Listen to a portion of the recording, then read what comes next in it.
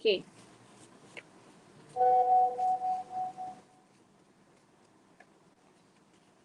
Uji kendiri yang pertama. So kita nak bincang uji kendiri hari ni. Di mana uji kendiri yang pertama. Semua tengok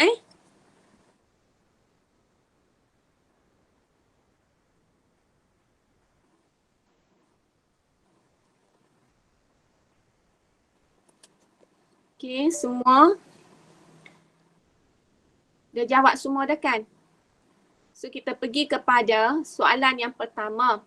Soalan yang pertama nyatakan maksud bagi istilah. Bila dia kata maksud daripada istilah, so kita kena refer kepada textbook untuk kita menyatakan istilah. So bila dikata apakah yang dimaksudkan dengan asid, so asid adalah bahan kimia yang mengayon di dalam air untuk menghasilkan ion hidrogen. Okey.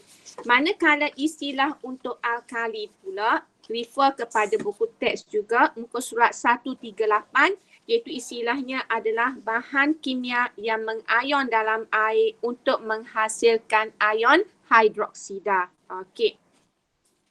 Soalan seterusnya. Adakah asid karbonik merupakan asid mineral dengan formula H2CO3? Apakah kebiasaan asid karbonik? Okey, terangkan sebab. Apakah kebiasaan? Dia nak tahu kebiasaan ni, dia nak tahu asid ni asid monoprotik, asid diprotik ataupun asid triprotik. Jadi kalau kita tengok kat sini, okey, H2CO3 ni kalau kita buat persamaan pengayonan dia, maka hasilnya adalah H plus dengan CO3 2-. Okey. H ada 2, so letak 2 kat depan. Okey. Maknanya kat sini 1 mol asid etanoid, asid karbonik mengayon dalam air menghasilkan 2 mol ion hidrogen. Maka asid karbonik ni daripada kebiasaannya adalah asid diprotik. Ia merupakan asid diprotik. Okey. Asid diprotik. So cuba kita tengok. Okey, maksud asid diprotik. Nampak ada asid diprotik? Contoh asid diprotik H2SO4. Kenapa kita kata asid diprotik? Kerana 1 mol dia menghasilkan 2 mol ion hidrogen. Ataupun kalau kita nak guna istilah kita boleh kata apa dia kat situ, istilah dia bagi daripada buku. Kenapa kita kata asid diprotik? Kerana 1 molekul, okey, H2CO3 ni, okey, mengayon dalam air menghasilkan 2 ion hidrogen. 2 ion hidrogen. Hak ni jawapan hak mana? Jawapan dia kata terangkan sebab. Okay. Yang pertama dia kata nyatakan kebiasaan. Kebiasaannya adalah asid diprotik. Terangkan sebab kenapa kita kata asid diprotik, kerana 1 molekul H2CO3 mengayon dalam air menghasilkan 2 ion hidrogen. 2 ion hidrogen. Atau kalau kita tak guna molekul, so kita juga boleh guna 1 mol H2CO3 ni. Okey, asid karbonik ni dia mengayon, okey, dalam air menghasilkan 2 mol ion H+. Ni kalau kita nak guna perkataan mol. So sini kena mol. Kalau kita nak guna perkataan molekul, sini kena jadi ion. 1 molekul ada 2 ion hidrogen. Okey. Ataupun kalau kita tak guna mengayon dalam air, kita boleh kata 1 molekul, okey, mengandungi 2 ion hidrogen. Ataupun 1 mol H2CO3 mengandungi 2 mol ion hidrogen pun boleh juga. Okay. So kita pergi kepada soalan seterusnya. Rajah 6.8 menunjukkan perbualan antara Khairul dengan cikgunya. So soalannya, cikgu dia kata apakah masalah Khairul? So cikgu, serbuk pencuci ialah bahan beralkali. Mengapa kertas litmus merah tidak berubah kepada biru? Okay. Jadi dia ambil serbuk pencuci dalam keadaan serbuk, okey, dalam keadaan serbuk, dia pun letak kertas litmus merah. So tak berlaku apa-apa kepada kertas litmus merah. So apa kesilapan yang mungkin dilakukan oleh Khairul dalam uji kaji ini? Jadi kita tengok takrifan tadi untuk asid ataupun untuk alkali, maknanya dia perlu mengayon di dalam air. So bila tak ada air, dia tak boleh menunjukkan sifat asid ataupun sifat alkali. Jadi kesalahan kat sini adalah kenapa? Kerana dia tidak tambah air dalam sabun tersebut. Jadi kesilapan kenapa? Apa kesilapan dia? Khairul tidak menambahkan air ataupun tidak mencampurkan sabun dengan air. Jadi bagaimana anda dapat membantu Khairul untuk menjalankan uji kaji ini? Maknanya kita kena tambah air lah ke dalam apa dia? Ke dalam serbuk pencuci itu. Kenapa? Kerana apabila ada air, barulah molekul serbuk pencuci mengayon menghasilkan ion hidroksida ataupun dalam kehadiran air, serbuk pencuci dapat menunjukkan sifat-sifat kealkaliannya. Okey, sifat-sifat alkalinya. Jadi tanpa air dia tak boleh menunjukkan sifat alkali. Okey. Ada soalan kita nak tanya yang sini? Cikgu rasa macam cikgu dah bincang dah, cikgu tak ingat mungkin bincang dengan kelas amanah. Betul ke? Dah kan? Okey. Kelas 5 gigi masuk dah ke apa tu? Cikgu tak ingat. Putri masuk dah ke 5 gigi, 4 gigi? Tak masuk lagi 4 gigi. Okey, tak apalah. So kita pergi kepada uji kendiri 2. Okey, uji kendiri 2. Uji kendiri 2. Okey, tulis rumus bagi pengiraan pH asid. Dia suruh tulis rumus. So kita pun ambil lah rumus, misi dalam apa dia? Misi dalam soal dalam buku. Okey, buku teks. So rumus dia pengiraan pH macam mana? Okey, ni rumus dia duduk di muka surat 143. Iaitu pH adalah sama dengan tolak log kepekatan ion hidrogen. Itu adalah pH. Okey, itu formula bagi pH. Okey, soalan yang kedua. Hitung nilai pH bagi asid hidroklorik yang mengandungi 0.001 mol per desimeter padu ion hidrogen. Jadi bila kita nak guna dia punya rumus tadi, iaitu pH adalah sama dengan tolak log kepekatan ion hidrogen. Tu formula dia. Jadi bila kita nak mencari nilai pH bagi soalan nombor 2 ni, kepekatan kita dah tahu, maka nilai pH dia adalah sama dengan tolak log kepekatan ion hidrogen adalah 0.001. 0.001. Okey. Jadi kita dapatlah. Berapa dapat ni? Bila tekan log 0.001, dapat berapa? Dapat 3. Dapat 3 ni. Cikgu. 3 saja. 3 ke tolak 3? 3 saja. Tak ada. Positif tu. Positif tu. Tak tolak. Awak tolak, tekan tolak. Tekan dah tapi. Jawapan je dah. Tak. Awak Kita dapat ambilkan negatif 3. Gana. Gap dia? Kita dapat negatif 3. Okey. Awak boleh tolak. Jangan tolak. Awak tekan log 0.001. Boleh? Negatif 3. Okay. Dapat negatif 3 kan, kat negatif 3. So negatif dia akan jadi 3. Okey, boleh. Jadi pH dia sama dengan 3. Nampak jelas tak cikgu tulis ni? Nampak? Jelas tak? Nampak jelas ke? Ya. Jelas. Okay. Nampak. Soalan yang seterusnya, soalan 3. Tentukan nilai pH larutan kalsium hidroksida yang berkepekatan 0.05. Okey. Tentukan nilai pH bagi kalsium hidroksida. So kita tengok formula. Okey, formula kata gapo untuk nilai untuk apa tu? Untuk kepekatan ion hidroksida. Jadi kepekatan ion hidroksida ni diberi oleh formula sama dengan kepekatan pH, pH lah. Nilai pH lah, di mana POH ni adalah sama dengan tolak log kepekatan OH. Okey, OH.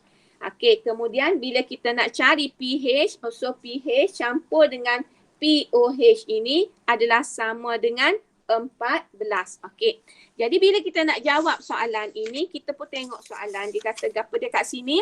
Tentukan nilai pH bagi kalsium hidroksida yang berkepekatan 0.05. Jadi bila kita nak tahu pH, so kita kena cari POH dulu. Okey, jadi POH ini adalah sama dengan tolak log kepekatan OH minus. Okey. Jadi kepekatan OH minus berapa? 0.05. Jadi tolak log 0.05. Okey. Jadi tekan kalkulator. Dapat berapa kat sini? 0.05. Okey, tolak berapa? Log 0.05 dapat berapa? Dapat berapa? Negatif 1.30. Okey, negatif 1.30. Okey. Kemudian negatif dengan negatif akan dapat berapa kat sini? Akan dapat positif 1.30. Okey, bolehkah? Cuma yang perlu kita ingat, cuba tengok soalan ni. Dia kata apa dia? Dia tengok muka surat 145 ni. Dia kata apa dia muka surat 145? Dia kata, tahukah anda sebenarnya bilangan titik perpuluhan nilai pH berkait dengan angka bererti dalam nilai kepekatan ion hidrogen yang diberi. Jika nilai kepekatan yang diberi mempunyai dua angka bererti, jawapan nilai pH perlu dibundarkan kepada dua titik perpuluhan. Okey, contohnya kat sini, bila dia bagi kat sini, pH dia 12.0, maknanya kepekatannya kena satu angka bererti. Okey, satu angka bererti. Okey, kalau kepekatan dia bagi satu angka bererti, maka nilai pH akan jadi satu titik perpuluhan. Okey, yang tadi tu sebab ni. Okay. Jadi di sini, bila kita tengok soalan tadi, soalan tadi, bila dia suruh awak cari kat sini kan nilai pH, maka kita pun tengok berapa angka bererti? 1. Okey, bila 1, maka kita kena buat angka bererti. Okey, soalan nombor 1 tadilah. Nilai pH-nya adalah 3. So 3 saja. Sebab apa 3 saja? Sebab dia kata satu angka bererti. Okey, so kena satu titik perpuluhan, silap. Bila satu angka bererti, satu titik perpuluhan, tidak 3 saja, kena 3.0. Okey. Yang kedua, bila dia kata kat sini satu angka bererti, maka jawapannya juga mesti dalam satu titik perpuluhan. Okey, ni tak selesai lagi. Bila kita dapat 1.3, okey, 1.3, maka apa yang kita perlu buat kat sini, kita nak tahu nilai pH kan? So pH mesti sama dengan 14 tolak dengan POH. Sebab dia dah bagi dah pH tambah POH sama dengan 14. So pH adalah sama dengan 14 tolak POH. So sama dengan 14 tolak 1.3. Okey, tidak 30 lah, 1.3. So bila dapat 1 tolak 1.3, kat sini kita akan dapat berapa sini? 12.7. Okey. Jadi 12.7. Kenapa kita buat 12.7? Sebab dia bagi satu angka bererti. Okey, selesai. Ada soalan nak tanya? Okey, untuk pengiraan ni formula tak ada masalah. Cuma kena hati-hati dengan titik perpuluhan lah. Untuk angka bererti 1, angka bererti 2. Kalau angka bererti 2, maka 2 titik perpuluhan. Okey, ada soalan nak tanya? Tak ada? Okey, tak ada? Okey, tak ada So kalau tak ada, kita pergi kepada soalan seterusnya. Aktiviti 6.3. Sila tanda Awak tanda latihan tu awak buat dah. Cuma cikgu nak suruh awak tanda dengan pen merah Tanda dengan pen merah.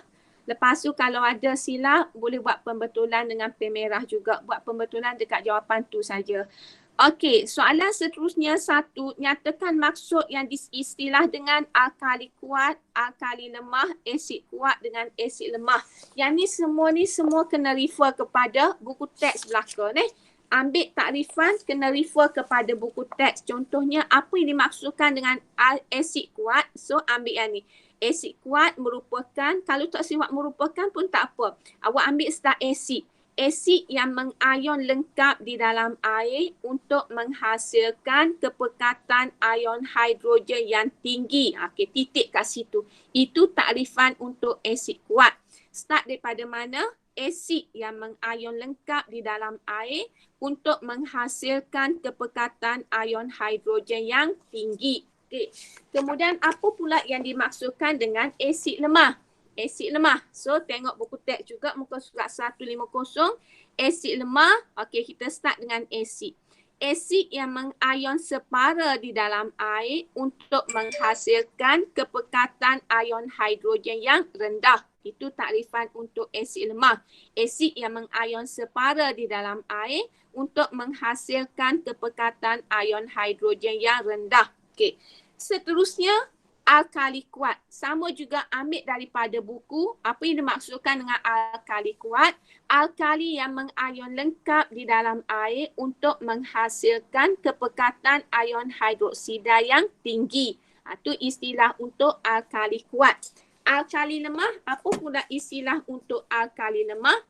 Alkali lemah adalah alkali yang mengayon separa di dalam air untuk menghasilkan kepekatan ion hidroksida yang rendah. Okey, itu takrifan untuk alkali lemah. Okey. So, kemudian kita pergi kepada soalan yang kedua. Mengapakah larutan amonia yang sama kepekatan dengan larutan kalium hidroksida mempunyai nilai pH yang lebih rendah? Mempunyai nilai pH yang lebih rendah. So, sekarang kita cuba tengok, okey, kaitan antara nilai pH dengan kepekatan. Okey. So, yang ni kena ingatlah di mana perkaitan dia. Kalau kepekatan ion hidrogen tinggi, maka nilai pH rendah. Kalau kepekatan ion hidroksida tinggi, maka nilai pH adalah tinggi. Hak ni hak kita nak ingat, kita perlu ingat untuk kita jawab soalan ini. So soalan ni dia kata apa dia? Dia kata mengapa amonia ini sama kepekatan dengan kalium hidroksida tapi mempunyai nilai pH yang lebih rendah. So sekarang ni cuba kita tengok beza antara amonia dengan KOH. Kita ambil amonia dengan KOH. Amonia kita tengok persamaan pengayunan dia, kita ada NH3. Bila kita campur dengan air H2O, maka kalau kita tengok persamaan pengayunan dia, dia akan jadi NH4+ dengan OH-. Tanda anak panah ni menunjukkan adalah tindak balas ini separa. Bila separa, maknanya kalau kita ada kat sini kita letak 100 molekul amonia yang ada hak ni, kalau kita ada 100 molekul amonia, maka yang menjadi ion hidroksida ni mungkin satu saja. Sebahagian ni duduk dalam keadaan molekul. Sebahagian saja jadi ion. Boleh. Tetapi kalau kita ambil kalium hidroksida, KOH, bila kita campur dia dengan air, campur dengan air H2O, maka dia akan jadi K+ dengan OH-. Persamaan tindak balas ni, tindak balas lengkap. Bila lengkap ni, pengayunan dia lengkap, maknanya kalau kita ada 100 KOH, kalau cikgu buat ni, ambil dengan pen ni, 100 KOH, ni akan jadi 100. Tu. Beza di situ. Tapi ni kalau ada 100, satu je jadi ni. Jadi sebab apa dia jadi satu? Sebab amonia ni adalah alkali lemah. Jadi bila kita nak jawab, yang pertama kita boleh kata NH3 ini ataupun amonia adalah alkali lemah. Boleh? So dah bila dia alkali lemah, maka apa dia? So ia mengion separa dalam air, menghasilkan kepekatan ion OH- yang rendah. Bila dia mengion separa, maka ia menghasilkan kepekatan ion hidroksida yang rendah. Okey. Kemudian KOH lagu mana pula? Jadi KOH ini adalah alkali kuat. So, bila dia alkali kuat, maka ia mengion lengkap dalam air. So, bila dia mengion lengkap, maka ia menghasilkan kepekatan ion OH- yang tinggi. Okey, boleh. So, bila tinggi, kita pun buat perkaitan. Perkaitan apa dia? Perkaitan yang ada dalam buku teks ni lah. Yang buku teks ni. Apa dia perkaitan dia? Perkaitan dia semakin tinggi kepekatan ion hidroksida, semakin tinggi nilai pH. Ataupun semakin rendah kepekatan ion hidroksida, semakin rendah nilai pH. Jadi kalau kita nak refer kepada soalan, dia kata kenapa kepekatan sama tapi nilai pH dia lebih rendah, maka kat sini kita boleh kata semakin rendah nilai, kepekatan ion OH-, maka semakin rendah nilai pH. Okey. Boleh faham ke situ? Boleh faham ke situ? Boleh. Dia kata mengapa lautan amonia yang sama kepekatan dengan lautan kalium hidroksida mempunyai nilai pH yang lebih rendah. Kita tahu perkaitan, kalau kepekatan ion hidroksida tinggi, nilai pH tinggi. Kalau nilai pH rendah, maknanya kepekatan ion hidroksida lebih rendah dalam amonia. Okay, so apa lebih rendah? Jadi lebih rendah sebab beza dari segi jenis asid. Hak ni asid lemah, hak ni asid kuat. So bila dia asid lemah, apa berlaku? Okay, kepada molekul dia. Molekul dia hanya mengion separa. Dah mengion separa, maka dia akan menghasilkan kepekatan ion hidroksida yang rendah. Bila yang ni mengion lengkap, maka dia menghasilkan kepekatan ion hidroksida yang tinggi. So kita pun tulis perkaitan di mana semakin rendah kepekatan ion hidroksida, semakin rendah nilai pH. Sebab itulah nilai pH untuk amonia lebih rendah berbanding KO walaupun kepekatan bagi kedua-dua larutan adalah sama. Okey. Beres ke tu? Beres ke tu? Beres. Okey, so bila beres kita tengok soalan yang ketiga. Soalan yang ketiga pun sama. Sama. Dia kata nilai pH. Okey, nilai pH asid nitrik sama dengan asid oksalik. Tetapi dia punya, kepekatan sama tetapi nilai pH dia berbeza. So dia sawat terangkan lagu mana berbeza. So bila berbeza, dia sama macam tadi. Okay, sama macam tadi. So kita start dengan kita kena kenal pasti. Antara dua ni apa dia punya, jenis asid.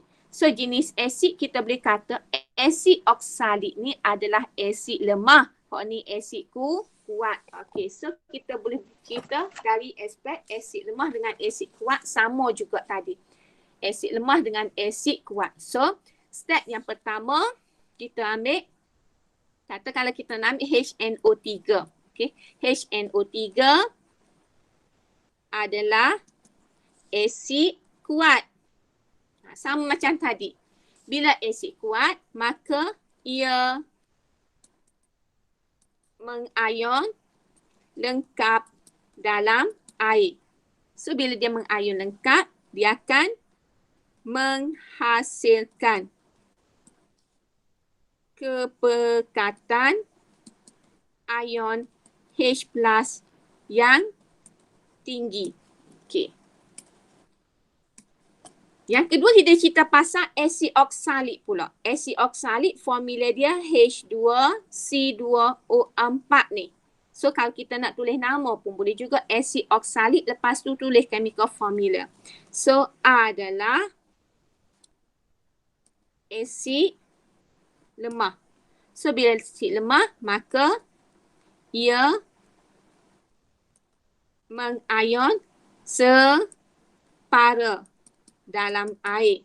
So bila dia mengion separa, ia menghasilkan kepekatan ion H+ yang rendah. Okey. Jadi kemudian kita pun buat perkaitan, iaitu semakin tinggi kepekatan ion H+, maka semakin rendah nilai pH. Bila rendah kita boleh tambah lagi sebab soalan dia tak bagi nilai pH. Jadi kita boleh kata oleh itu nilai pH asid oksalik lebih tinggi berbanding asid nitrik. Okey. Ada soalan nak tanya? Ada soalan nak tanya? Tak ada. Jelas ke tu?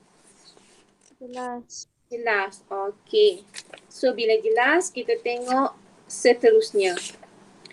Seterusnya uji kendiri 6.4. Uji kendiri 6.4. 6.4. Okey. Baru 27 orang ni.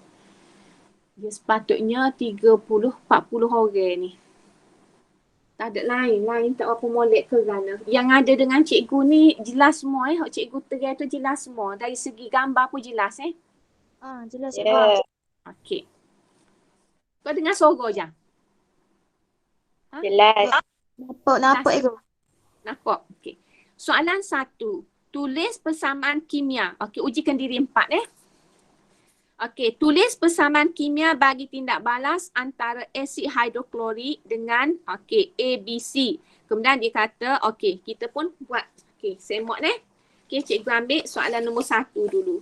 Dia kata 1A, barium hidroksida bertindak balas dengan asid BaOH2 bertindak balas dengan asid. Okey, so kita pergi kepada sifat kimia bagi asid.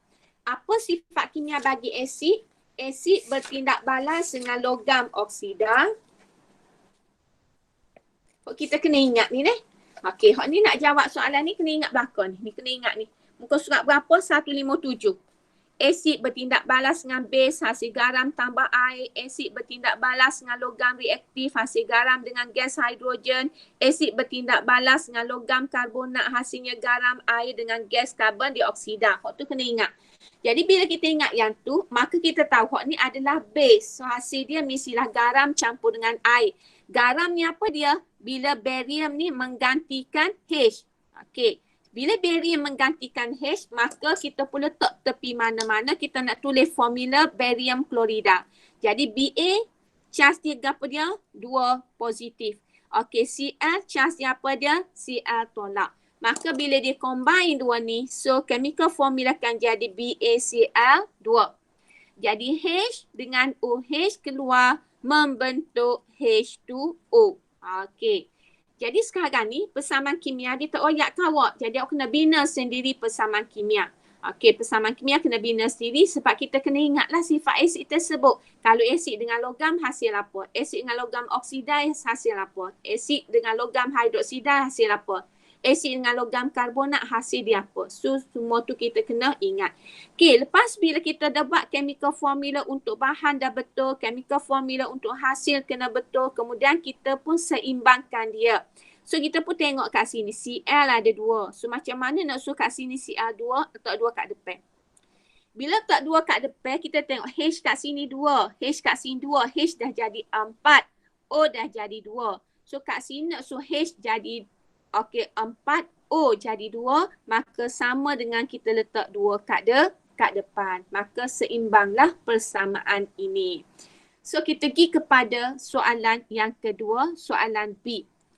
Soalan B, dia minta awak tulis persamaan kimia bagi magnesium pula. So kita pun buat magnesium bertindak balas dengan asid hidroklorik. Okey, kita pun ingat bila logam reaktif bertindak balas dengan asid, hasilnya adalah garam dengan gas hidrogen. Garam sama juga bila Mg nak combine dengan Cl pun kita pun tulis mana-mana. Kita nak ingat ni Mg2 plus Cl minus. So bila dia combine, Cl ni perlu ada 2, baru tolak jadi 2 tolak 2 tambah equal to 0. Jadi persamaan akan jadi MgCl2 plus H akan jadi H2. Okey, selesai. Jadi kita pun buat seimbang H2, Cl2 sama-sama 2. So jadi H2, Cl2 sama juga dengan kita letak nombor 2 kat depan. Nak seimbang tak boleh letak nombor 2 kat bawah ke mana-mana sebab dia melibatkan persamaan formula kimia. Jadi kita perlu tambah adalah nombor kat depan. Nombor kat depan tidak menjejaskan formula kimia bagi bahan tersebut. Okey. Soalan seterusnya C. Dia bagi zinc karbonat, ZnCO3 bertindak balas dengan asid hidroklorik. Okey. Bila logam karbonat bertindak balas dengan asid hidroklorik, hasilnya garam, air dengan gas karbon dioksida. Aku cikgu buat kat sini, garam, air dengan gas karbon dioksida. Tu hasil dia. Sekarang bila kita nak buat garam, samalah macam tadi. Kita pun ingat, zinc, Zn2+. Okey, klorida, Cl-. So maknanya, bila dia combine 2 tu, klorida kena ada 2. Jadi formula akan jadi ZnCl2. Kita pun buat balancing. H ada 2, Cl ada 2. Nak suruh H2, Cl2, letak 2 kat depan. Okey, balance lah. H dengan Cl dah balance. Sekarang kita tengok O2 tambah 1, 3. O3 balance. C1 balance. Zinc 1 balance. So semua dah seimbang. So kita tengok seterusnya. Okey. Kita tengok seterusnya.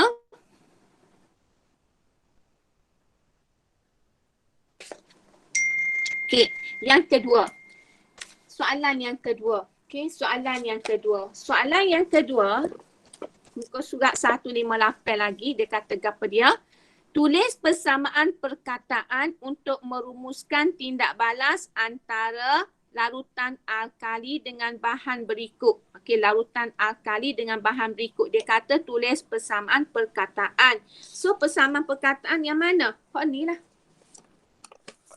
Hak ni lah kan? Hak ni. Jadi kita buat persamaan perkataan. So, persamaan perkataan, kita boleh buat yang pertama, dia kata apa dia? Asid cair. Asid cair. So, kat sini, larutan alkali bertindak balas dengan asid cair. So, kita boleh buat asid bertindak balas dengan alkali. So, hasil dia apa dia? Garam dengan air. Okey, itu sesar A. B pula. B apa dia? B, garam amonium. Kita pun tengok muka surat 157. Garam amonium.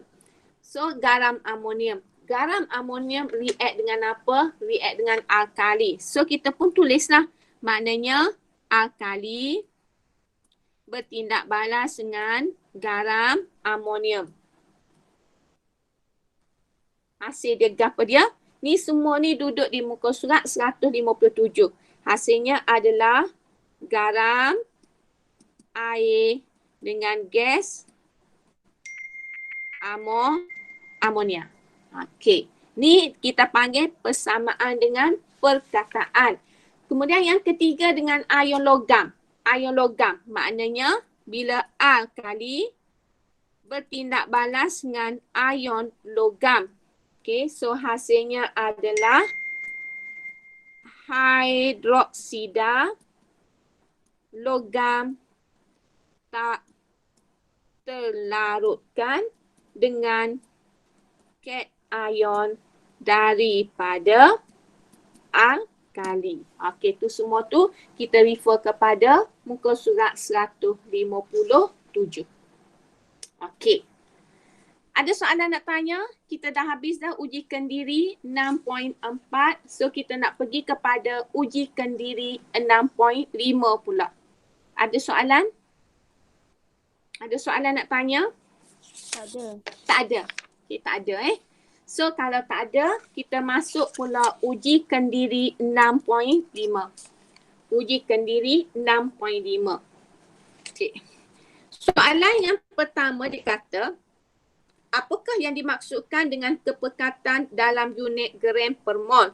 Apakah yang dimaksudkan dengan kepekatan dalam unit gram per mol? So, kita nak tahu, tengoklah dia punya takrifan dia daripada buku teks. Apa takrifan kata kepekatan dalam gram per apa tu? Okey, gram apa tu dalam unit gram per mol? Okey, gram per mol. Silap ni. Kepekatan dia ada 2 unit saja. Satu gram per dm padu, satu lagi gram per sentimeter. Okey. Kepekatan ada 2 saja, sama ada mol ataupun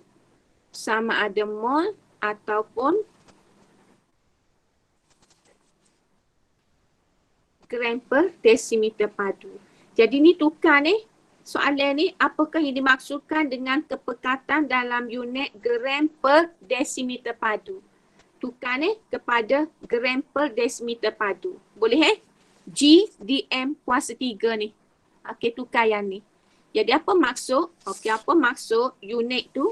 Maksudnya adalah jisim zat terlarut yang terdapat dalam 1 desimeter padu larutan. Itu maksud dia.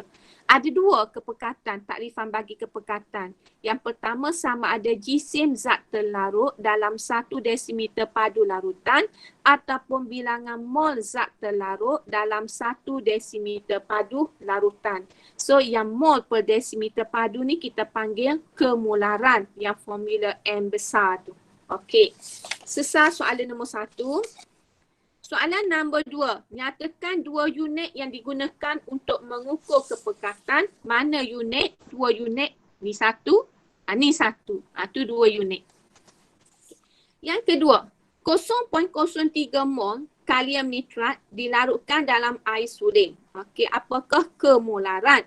Nak cari kemolaran. Kemolaran ini adalah sama dengan, apa dia kemolaran? Dia bagi oleh formula. Okay, kemolaran adalah sama dengan bilangan mol bahagi dengan isi padu, kemolaran dia. Jadi kalau kita nak jawab soalan nombor 3, kemolaran dia nak tahu apa dia? Dia nak tahu kemolaran tu adalah,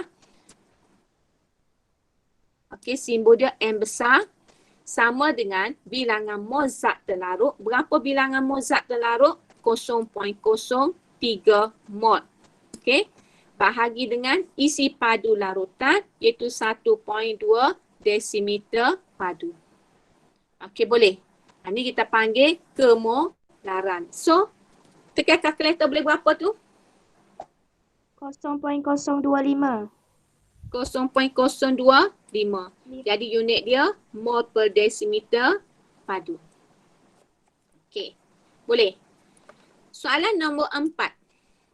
Dia bagi hitungkan kepekatan dalam gram per desimeter padu bagi asid sulfurik yang mempunyai kemolaran. Dia bagi asid sulfurik 2 mol per desimeter padu, maka dia suruh tukar kepada gram per desimeter padu. Jadi bila kita nak tukar mol kepada gram, apa yang kita perlu buat? Kita kena darab dengan jisim molar. Jisim molar untuk apa? Jisim molar untuk asid sulfurik. So kita pun cari dulu jisim molar untuk asid sulfurik. Jadi jisim molar sama dengan 2 kali dengan 1 tambah 32 tambah dengan 4 kali dengan neblah. So dapatlah 98 gram per mol. Betul ke tu? Betul kah? Betul kah? Okay, betul kah dapat tu? Betul, cikgu. Betul. Okay.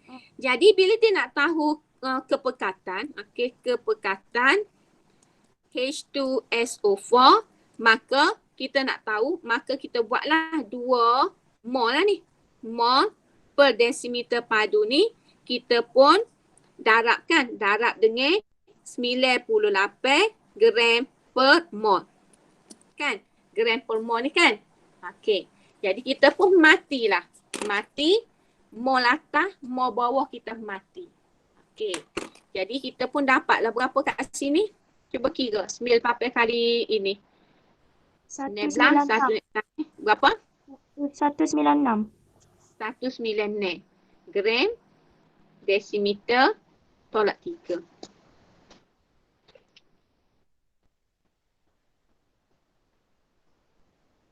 Kalau tak faham tanya ni. Kalau tak faham tanya.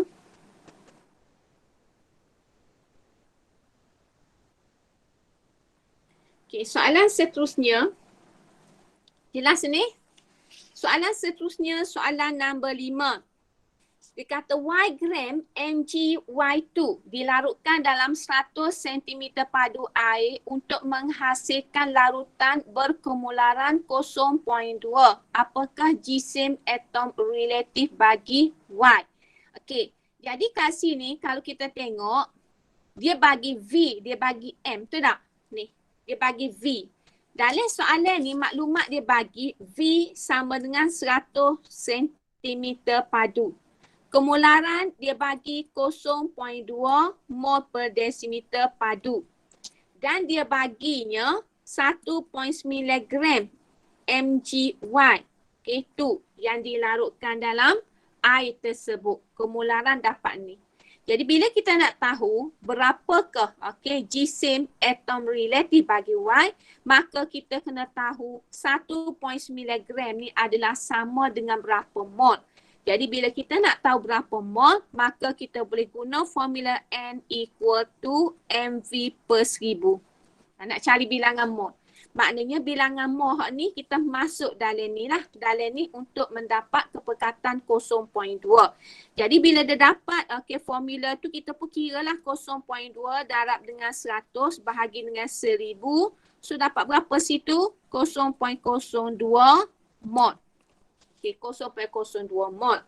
Boleh? Boleh Jadi apa yang kita nak buat dengan 0.02 mol ini? 0.02 mol ni adalah 1.9 gram. Boleh? Okey, boleh. Okey. Jadi 1.9 gram ni adalah sama dengan 0.02 mol.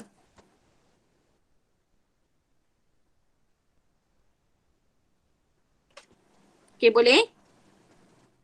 Boleh. Jadi maknanya kat sini nak dapat 0.02 mol maka sama dengan 1.9 ni gram ni bahagi dengan jisim molar. Katakanlah jisim molar kita buat JM. Okey, JM jisim molar ni, jisim molar. Bagi hok ni mesti sama dengan 0.02. Boleh? Jadi jisim molar dia adalah sama dengan sama dengan 1.9 bahagi dengan 0.02. So dapat berapa nilai kat situ?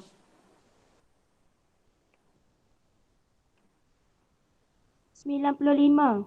95. Maknanya kat sini Mg ni campur 2Y sama 95. Maknanya kat sini Mg ni tambah dengan 2 kali Y sama dengan 95. Mg dia bagi 24. Tambah dengan 2Y sama dengan 95. Jadi 2Y mesti sama dengan 95 tolak dengan 24. Dapat berapa? 71. 71. Jadi Y sama dengan 71 bahagi 2 berapa? 35.5. Boleh? 35.5. Jangan bubuh unit. Sebab apa kita tak bubuh unit? Sebab dia kata jisim atom relatif. Tak, bukan jisim molar, jisim atom relatif. So bila jisim atom relatif tak perlu bubuh unit. Boleh? Tak perlu bubuh unit.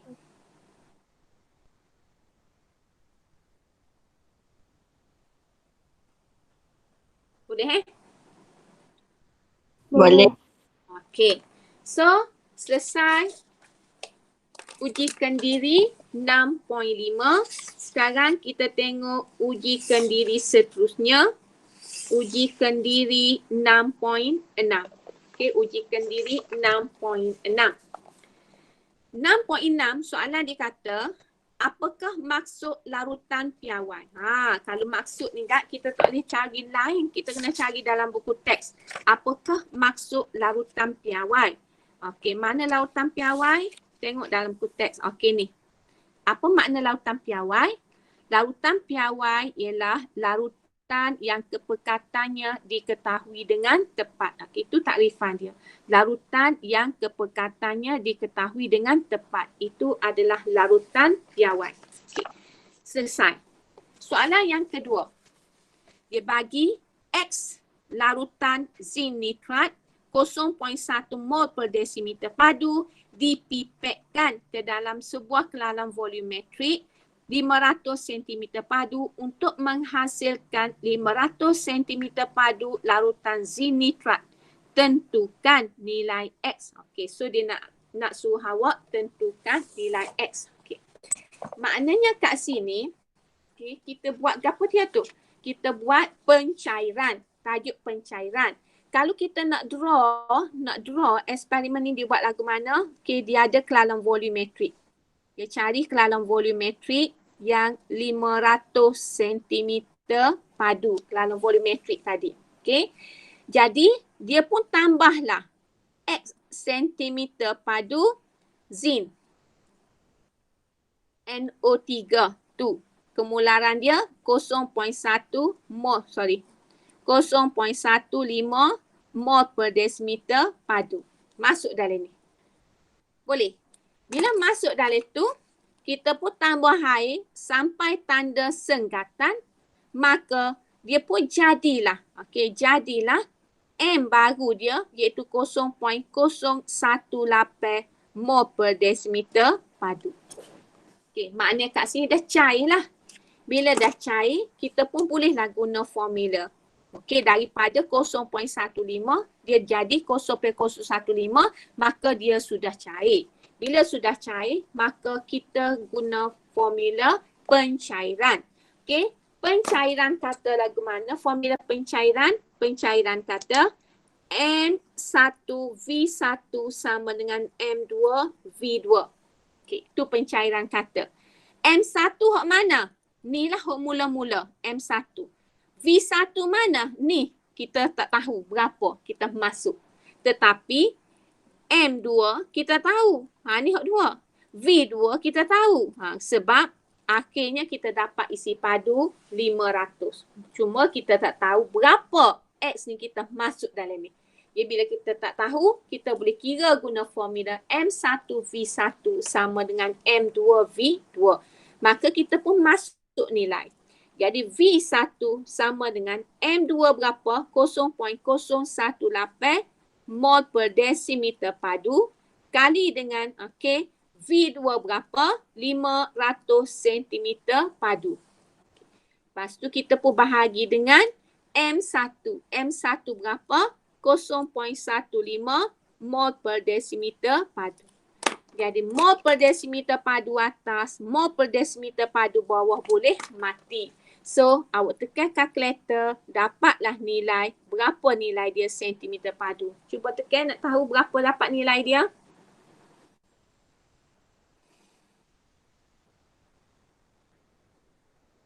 RM60, cikgu. 60. Okay, so dapatlah 60 sentimeter padu.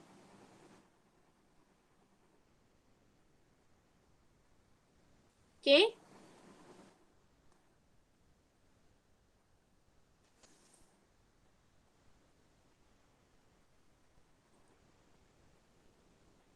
Sahih? Sesadar? Okay, soalan seterusnya.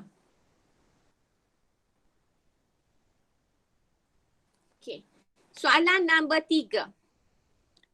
Soalan nombor 3 Dia bagi hitungkan kemularan baharu asid hidroklorik yang terhasil jika 25 cm padu asid HCl 1.5 mol per desimeter padu dicairkan menghasilkan 150 cm padu. Hak ni lain pula. Okey. Dia bagi hak awal dia bagi V sama dengan 25 cm padu.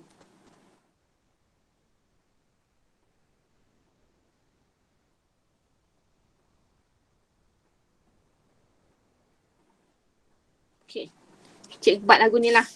Katakanlah dalam satu bekas. Dia ada dah. Sini. Dia ada berapa? 25 cm padu. KCl. Berapa kemularan dia? 1.5 mol per desimeter padu. Boleh? Lepas tu, dia pun tambah air. Tambah air suling.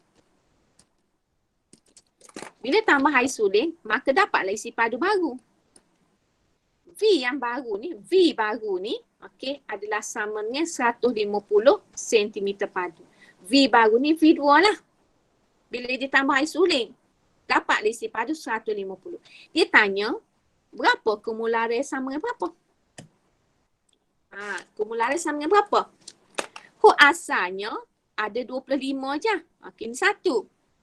Kemularan dia M1 iaitu 1.5 je. Asalnya. Dia pun tambah air suling sehingga isi padu dapat 150. Bila isi padu 150, V2 dia 150. Maka dia tanya, berapakah hitungkan kemularan baharu? Maknanya kemularan baharu bila ditambah air suling sehingga isi padu jadi 150. Jadi sama juga dengan tadi. Kita guna formula yang sama iaitu M1V1 sama dengan M2V2. Okey. Jadi M1 berapa kat sini? 1.5. Okey. Mol per desimeter padu.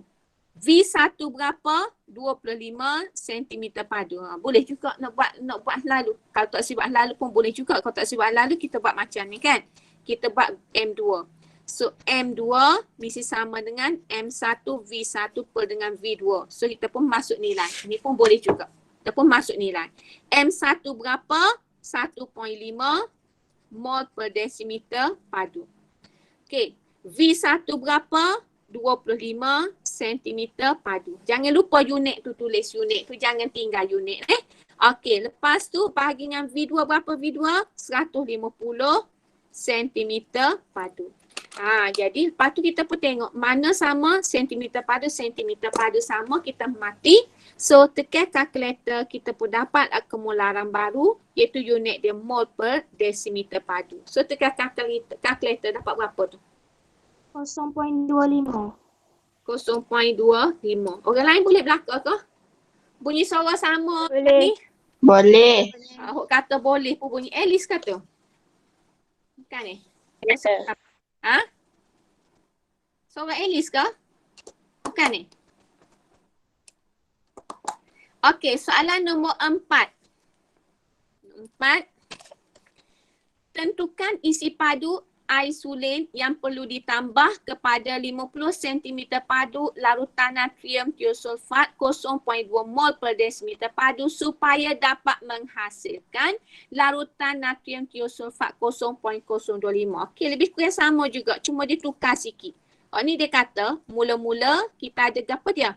Okey, kita ada larutan Na2S2O3, S2O3, lautan natrium tiosulfat. Okey. So dia kata lautan natrium tiosulfat ni V dia adalah sama dengan 50 cm padu. M dia adalah sama dengan 0.2 mol per desimeter padu. Lepas tu dia kata dia tambah air suling. Okey, air suling. Okey. Tambah air suling sehingga sehingga V dia, V2 tu sama dengan 0.025 mol per desimeter padu. Jadi soalan dia tanya kita, dia kata V2 ni sama dengan berapa? Air suling awak tambah ni berapa? Sehingga bila kita tambah air suling ni, Sehingga kita tambah isolin sehingga ke perkataan baharu jadi 0.025. Jadi dia tanya berapa banyak isolin yang kita tambah. Okey, soalan ni tukar. Tadi dia punya volume volume isolin. Dia suruh kita cari kemolaran baru. Kok ni dia tak bagi isi padu isolin, cuma dia kata kemolaran baru dia tahu.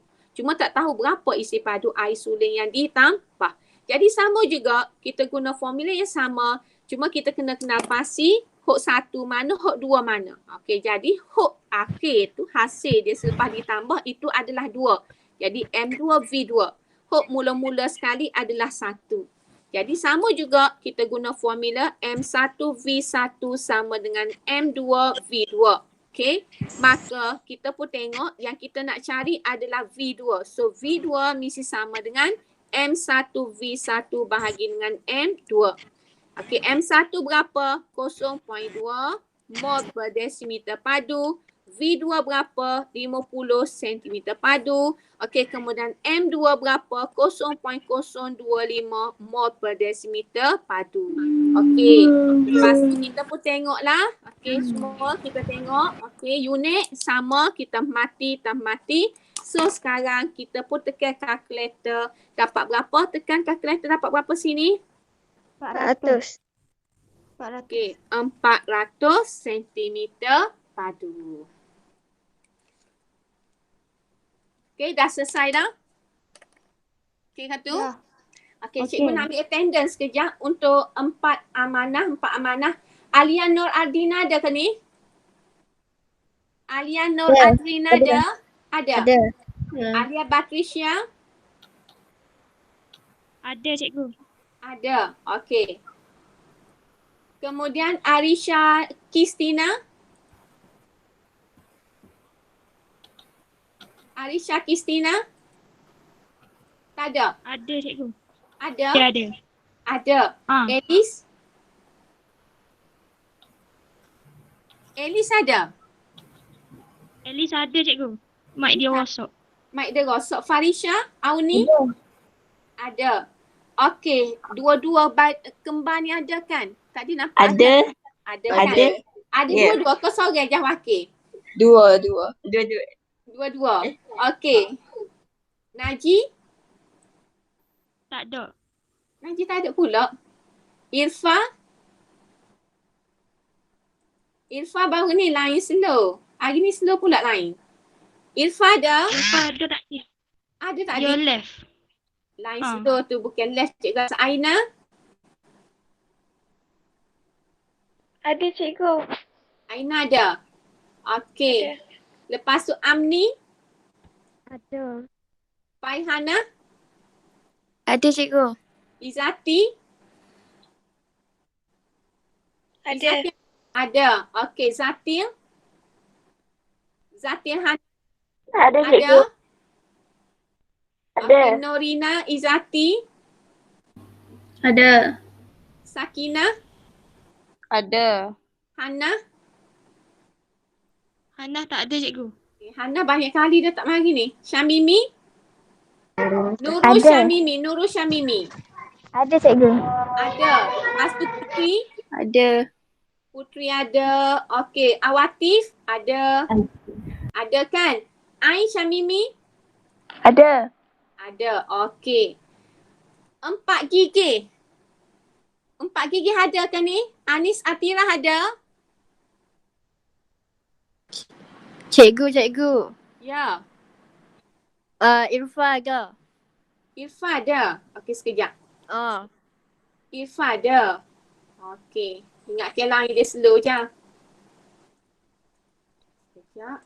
Pak Gigi tak ada surat cikgu. Pak Gigi tak masuk. Cikgu suruh dia masuk sebab benda sama cikgu nak bincang ni.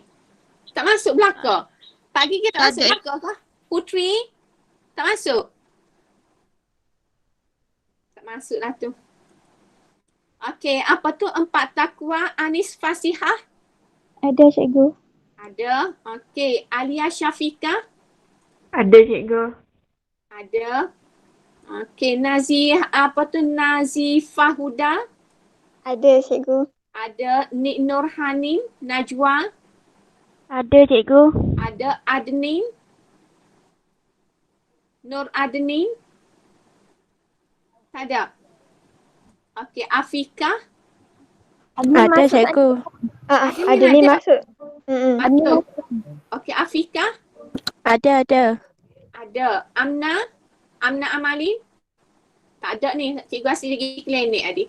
Azianti? Tak ada. Fazlin? Ada cikgu. Fazlin ada. Okey, Natasha? Tasha ada. Ada. Nurin Hasanah?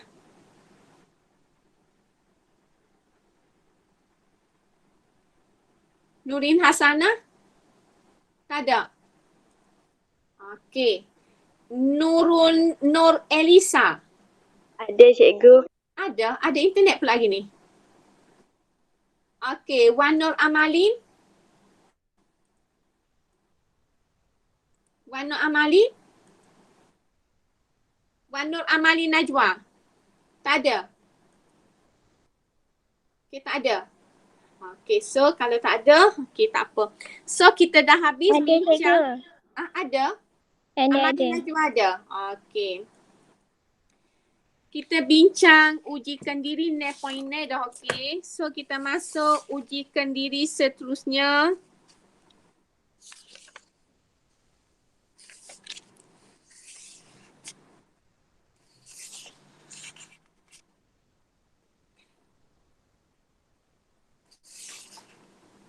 Okey, ujikan diri 6.7. Yang aktiviti lain kita buat dah masa dalam kelas kan? Aktiviti 0.14 tu buat dah dalam kelas kan? So kita masuk ujikan diri 0.7. Okey, soalan yang pertama dia kata apakah maksud peneutralan? Okey, so bila dia kata maksud peneutralan, kita kena belik buku cari apa maksud peneutralan ni. Okey, belik buku apa maksud peneutralan. Okey, ni ada dari muka surat 108 iaitu peneutralan merupakan tindak balas antara asid dan alkali untuk menghasilkan garam dan air sahaja. Garam dan air sahaja. Perkataan sahaja ni penting sebab bila ada bahan lain selain daripada garam dan air, kita tidak panggil dia persamaan peneutralan ataupun kita tak panggil dia tindak balas peneutralan. Okey, selesai. Yang kedua, nyatakan perubahan warna penunjuk metil jingga dalam kelalangkun yang berisi larutan natrium, larutan kalium hidroksida apabila mencapai takar akhir. So maknanya kat sini metil jingga dimasukkan ke dalam kol. So kita pun tengoklah dia punya warna. Okey, warna. Okey, metil jingga. Muka surat berapa? Muka surat 172. Dia bagi metil jingga. Dalam apa metil jingga dia bagi? Dalam kol. Maknanya dalam alkali. Okey, bila dia kata kat sini takar akhir, maka dia menunjukkan perubahan daripada alkali kepada neutral. Bila neutral, maka perubahan warnanya adalah kuning kepada jingga. Kuning kepada jingga. Alkali kuning, okey, neutral jingga.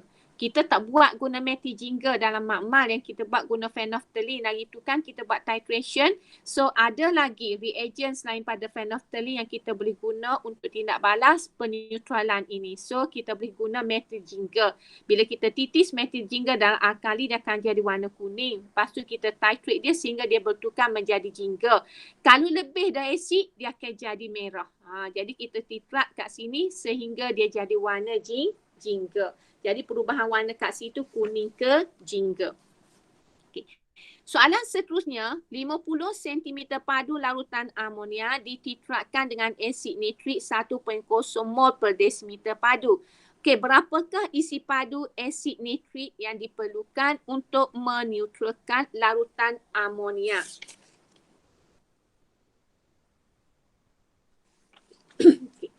Jadi bila kita nak jawab soalan ini, step yang pertama kita kena tulis persamaan kimia dulu.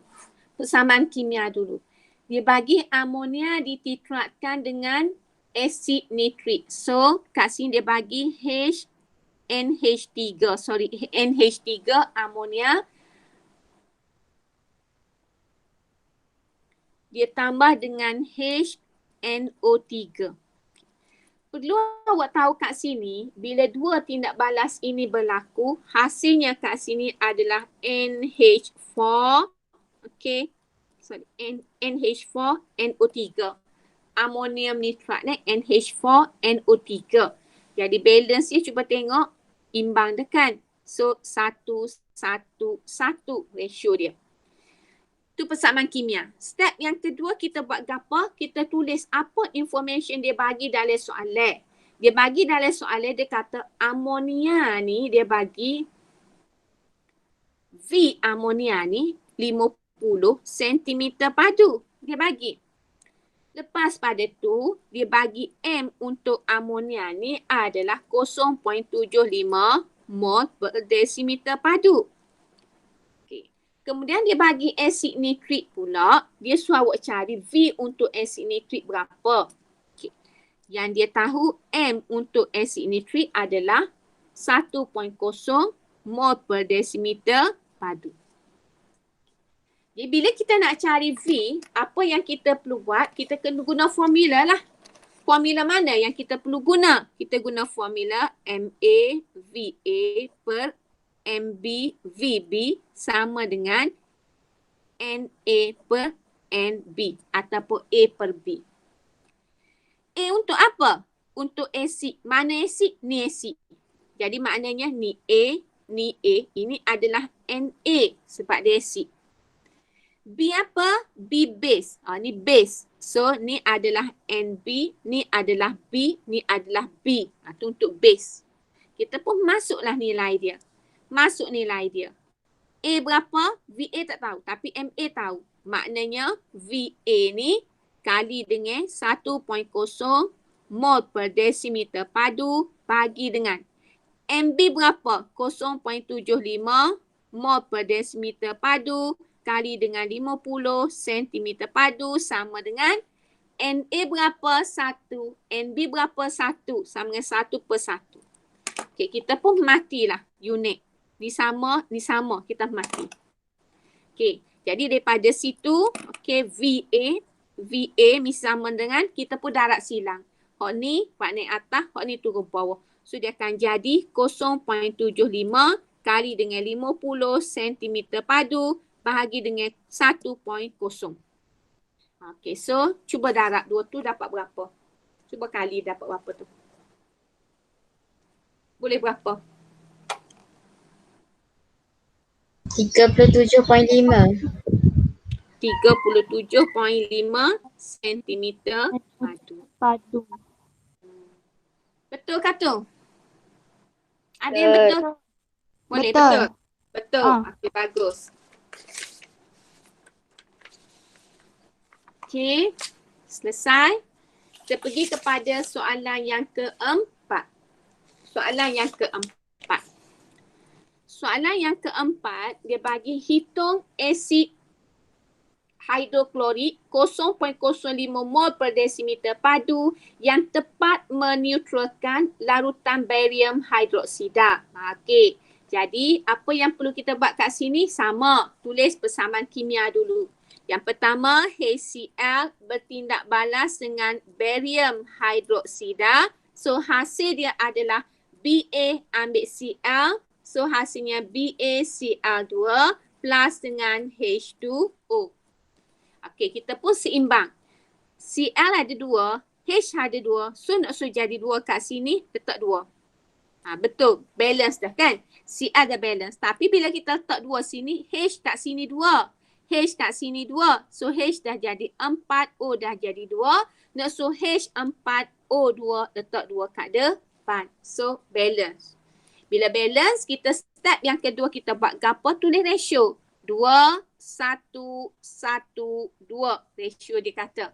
Apa makna ratio ni? Maknanya 2 mol asid hidroklorik bertindak balas dengan 1 mol barium hidroksida menghasilkan 1 mol barium klorida dan 2 mol air. Itu maksud dia. Okay.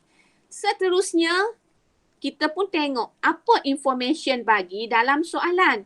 Soalan bagi asid hidroklorik ini, M dia sama dengan 0.05 mol per desimeter padu. Adik dia bagi V untuk asid, dia tak bagi.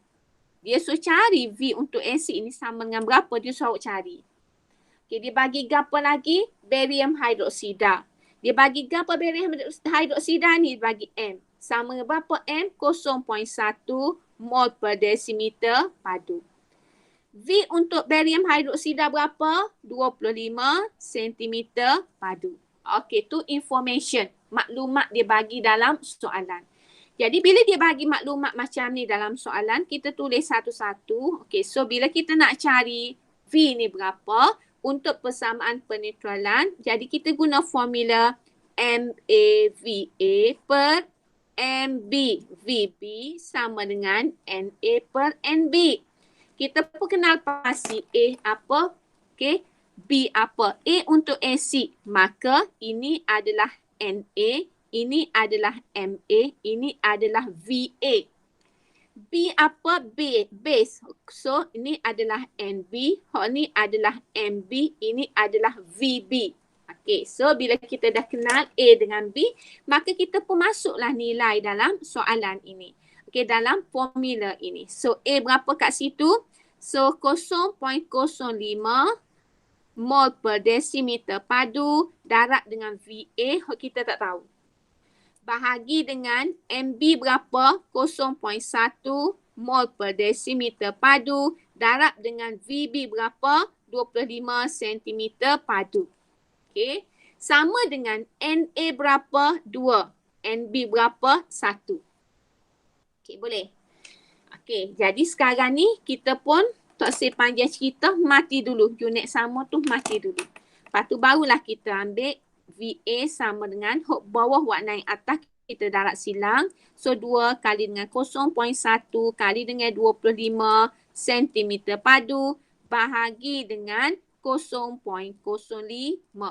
Okay, so dapatlah VA sama dengan berapa. Okay, so tekan kalkulator boleh berapa tu?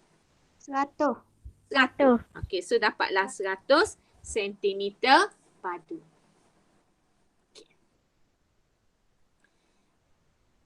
Soalan seterusnya, okay, beres dah ni. Okay, soalan seterusnya, soalan nombor 5. Soalan nombor 5. Soalan nombor 5 dia bagi berdasarkan persamaan berikut. Okay, 20 cm padu asid monobase HX bertindak balas lengkap dengan kalium hidroksida. Apakah kemolaran asid itu? Cikgu rasa duk ulang benda sama. Okay, HX tambah dengan KOH. Hasilnya adalah KX tambah dengan H2O sama. Ratio kata 1:1:1:1. Kita pun tengok soalan. Dia kata V untuk hot ni 20 cm padu. Kemudian bertindak balas dengan kalium hidroksida V sama dengan 10 cm padu. M adalah 0.1 mol per desimeter padu. Jadi dia nak suruh awak cari apa? Apakah kemolaran asid? Dia nak tahu asid ni berapa kemolaran dia. Okey. Jadi kita pun ambil lah formula yang kita nak guna iaitu MAVA per dengan MBVB mesti sama dengan NA per NB. A mana asid kan? Ni NA, ni NB, ni A, ni A, ni B, ni B. Okey. Kita pun masuklah nilai dia. Okey, masuklah nilai dia yang ni. Okey, so 20 cm padu kali dengan MA bahagi dengan K 0.1 mol per desimeter padu K kali dengan 10 cm padu. Kat situ kan 10 cm padu maka sama dengan NA1 NB1. Kita pun matilah. Mati. Benda sama tu kita kena mati. Unit dia. So yang tinggal MA sama dengan warna yang atas.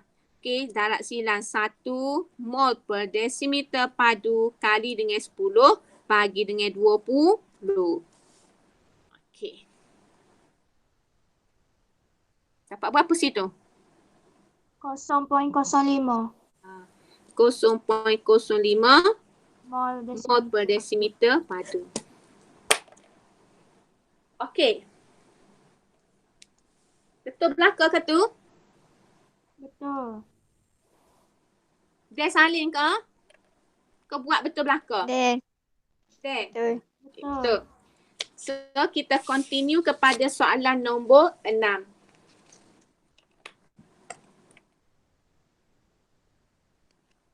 Soalan nombor 6. Soalan nombor 6, dibagi seorang murid melarutkan gas hidrogen klorida di dalam air untuk menghasilkan 500 cm padu larutan asid. Okay, hitungkan kemularan larutan itu jika 6 gram kupron 2 oksida digunakan untuk bertindak balas lengkap dengan larutan tersebut. Okay. Jadi dia kata hitung kemularan larutan jika 6 gram kupron 2 oksida digunakan untuk bertindak balas lengkap. Maknanya kat sini, okey, gas hidrogen klorida tu dicampur dengan air. Dapatlah asid hidroklorik. Okey, asid hidroklorik. Lepas tu asid hidroklorik ni, HCl ni, okay, dia tindak balaskan dengan kupron 2 oksida. So bila ditindak balaskan tu, hasil dia apa dia? Asid bertindak balas dengan logam oksida, hasilnya adalah garam dengan air. So garam dia CuCl2 tambah H2O. Okay, tak ada masalah Okay. Jadi kenapa CuCl2? Cikgu koyak sekali lagi. Cu ni kan 2 plus. Okay, Cl kan minus. So bila dia combine, Cl kena ada 2. Jadi kalau tak hafal ni memang kena hafal. Kalau tidak nanti payah. Okay. Cl ada 2, H ada 2, nak imbang, letak 2 kat depan. So seimbang.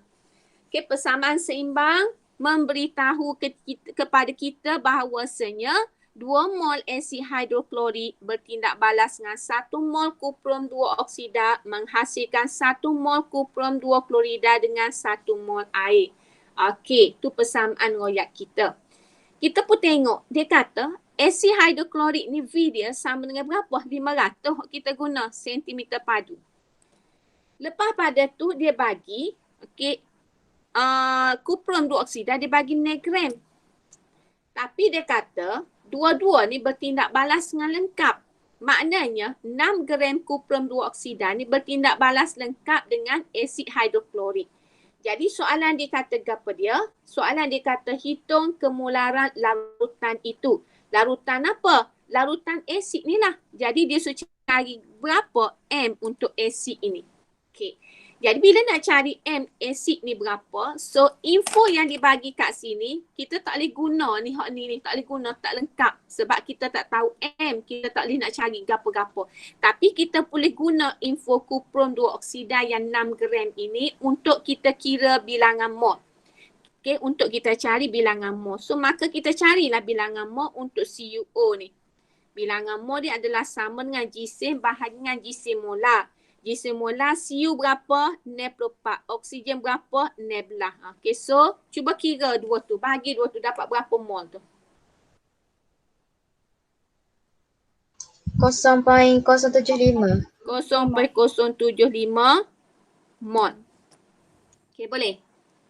Boleh Okay. Boleh. So bila kita dah dapat bilangan mol, maka cuba tengok ratio. 1:2. Kalau sini 0.0175, maka bilangan mol HCl ni sama dengan berapa? Kalau sini 0.075, HCl ni berapa?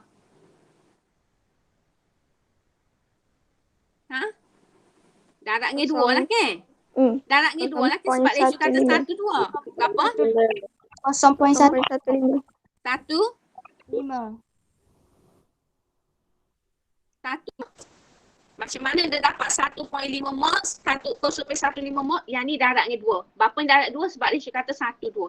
Kalau sini 1, sini 2. Kalau sini 0.075, hak ni kena darabnya 2. Boleh?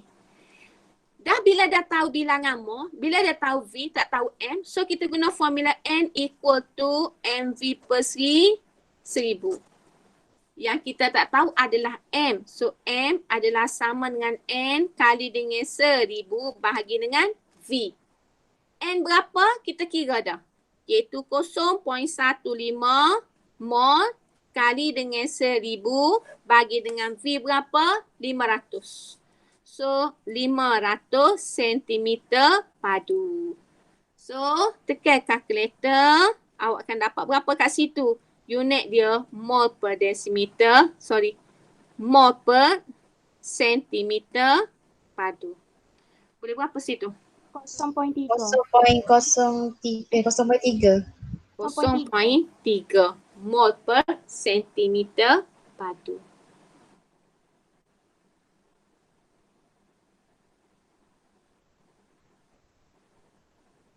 Boleh? Okey, boleh ke tu? Boleh. Boleh. Sekarang kita pergi kepada garam. Garam kita continue hari lain boleh tak? Sebab garam ni cerita lain pula. Dia habis dah tajuk acid base ni, kita masuk garam pula. Ujikan diri 9.8 tu kita bincang hari Rabu nanti. Okey? Okey, cikgu. Okey, so kita berhenti setakat ni hari ni. Kita jumpa lagi hari Rabu nanti pada jam 8 pagi, insya-Allah. Okey. Semua jaga diri. Okey, bye-bye. Sihat belaka, okey? Sihat. Okey, bye-bye. Sihat, Cikgu. Assalamualaikum. Terima kasih, Cikgu. Terima kasih, cikgu. Terima kasih, Cikgu. Terima kasih, Cikgu. Bye.